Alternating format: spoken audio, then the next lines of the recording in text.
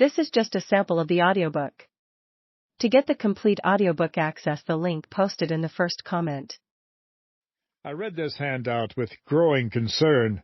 I was terribly afraid of rats, having seen hundreds of them growing up. Our house was a standard brick bungalow, 3 bedrooms, 1 bath, living room, dining room, and kitchen, one of thousands that stretched for miles across Chicago. The fronts of the bungalows faced the city streets, and the backs faced the alleys. Behind the back of the house was a tiny patch of grass, the backyard, and then a garage which touched the alley. Next to the garage was a concrete trash receptacle into which you put the garbage.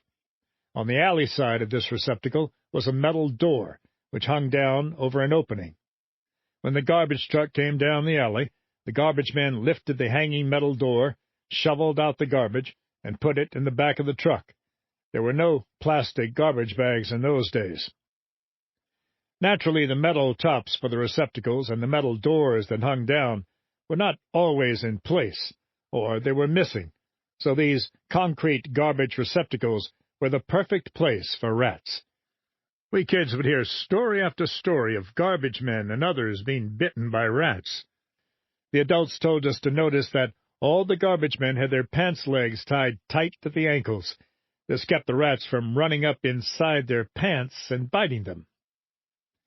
When I was little and would get sick, I got to stay in my parents' bed during the day while I recovered. From their bed, you could see out the window toward the alley. Often I would see rats playing on our side of the garbage receptacle, just out of sight of the people who walked up and down the alley. The alleys were used as much as the streets for coming and going. This gave me the creeps when I realized that when I walked down the alley, I, too, was within just a few feet of playing rats. So I made sure to make a lot of noise walking down the alley, whistling, talking, or hitting a baseball bat on the concrete. Bouncing a basketball was also good. I didn't want to surprise a rat into thinking he was cornered. But now I was in Vietnam, learning that cornering doesn't mean much to these rodents. They'd bite you out of meanness. I asked the other guys in the tent about the rat problem, but they didn't seem concerned. They admitted there were a lot of rats around, especially at night, but nobody in our tent had been bitten. They also said to tuck in my mosquito net because that was what it was for, not mosquitoes. They said that when everybody was back at base camp, you didn't see nearly as many rats as when the unit was in the field. The guys at headquarters who stayed behind said that was when the rats took over.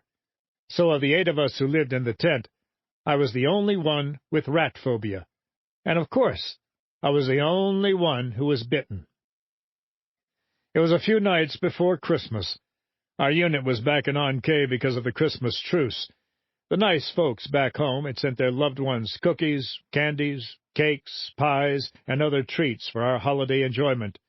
The army sprang for free beer and booze, all we wanted.